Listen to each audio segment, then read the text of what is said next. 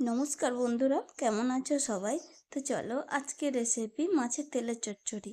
আর এইটা বানালে না আর কিছুই লাগবে না, জাস্ট এটা দিয়ে ভাত খাওয়া হয়ে যাবে, এত ভালো লাগে।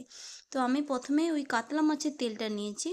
কাতলা মাছের তেলে না আমি প্রথমেই লবণ, হলুদ আর একটু লেবু মাখিয়ে রেখে দিয়েছি। তাহলে কি হবে, লবণ হলুদটা ম্যারিনেট হয়ে গেল, লেবুটা দিলে একটা আস্তে আস্তে গন্ধ করে না, ওইটা আর থাকবে না। তো লেবু যদি না থাকে ভিনিগারও দিতে পারো।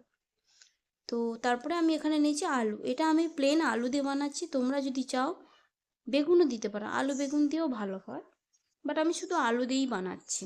আলুতে লবণ হলুদটা মাখিয়ে রেখেছি। এবারে কড়াইতে জাস্ট একবার রাউন্ড ঘুরিয়ে দিলাম, সর্ষের তেল অল্প কিছুটা দিয়ে দিলাম। জাস্ট ওই তেলটা দিলে যা চিপকে না যায়, ওই জন্যই আমি দিয়ে দিলাম। তারপরেই আমি ওই মাছের তেলটা ওর মধ্যে দিয়ে দিলাম। এবার মাছের তেলটাকে উল্টে পাল্টে ভালো করে আমি ভেজে নেব।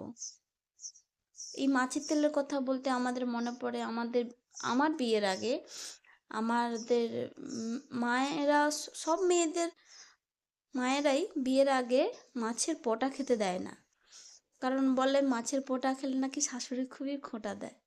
এমনিতেই দেয়, তেমনিতেই দেয়, সে তুমি দিলেও খেলেও দেবে, না দিলেও না খেলেও দেবে। তো ওটা সব বাড়িতেই নর্মাল, ওটা নতুন কিছু নয়। জাস্ট আমি বললাম পোঁটার কথাটা আর কি। বাকি সবার বাড়িতে সমান হয় না, কেউ কারুর কিছুই বলে না, কারুর বলে, কারো বেশি বলে, কারো কম বলে।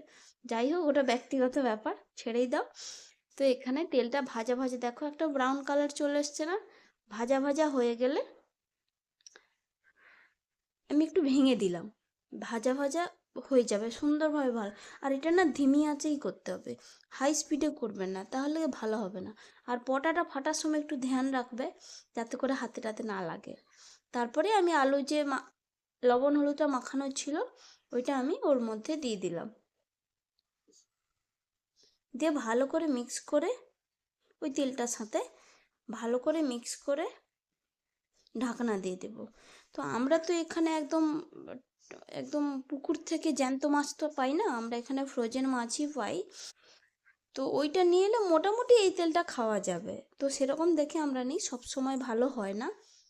যদি পুকুরে টাটকা মাছের তেল হয় তার তুলনাই হবে না, সেটা তো খুবই ভালো লাগবে।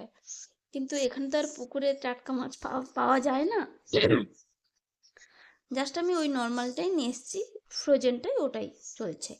তারপরে আমি এতে কিন্তু একটু বেশি পেঁয়াজই লাগে, পেঁয়াজ কম দিলে চলবে না। তিনটে পেঁয়াজ আমি মিডিয়াম সাইজে, তিনটে পেঁয়াজ আমি কুচি করে ফাইন চপ করে আমি দিয়ে দিয়েছি।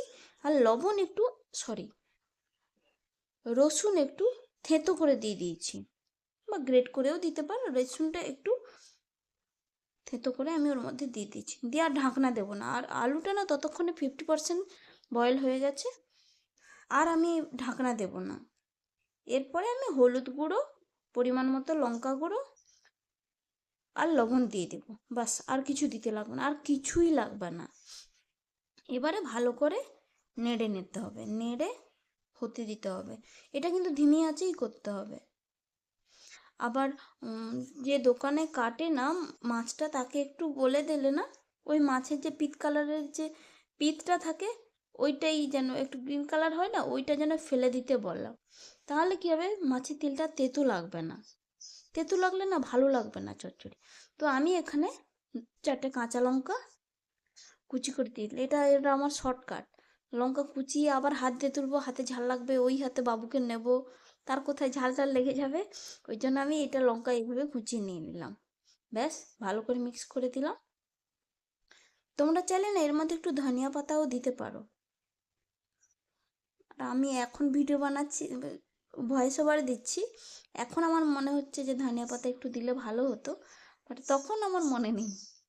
যাই হোক, রেডি হয়ে গেছে। জাস্ট একটু আলুটা একটু দু সাইডে ভালো করে না ব্রাউন করে নেব, তাহলে কি হবে, ভালো লাগবে, খেতে ভালো লাগবে।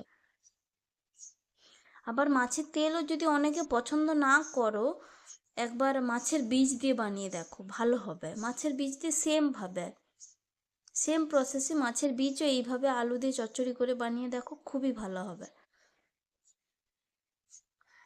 অনেকে মাছের তেল ফেলে দেয়, বাট এইটা দেখার পর আর কেউ ফেলবে না। তো চলো প্লিজ কমেন্ট করে জানিও কেমন হয়েছে। আর please like and share and subscribe my channel. আর কিছুই লাগবে না, ভাত আর এটাই। বাই।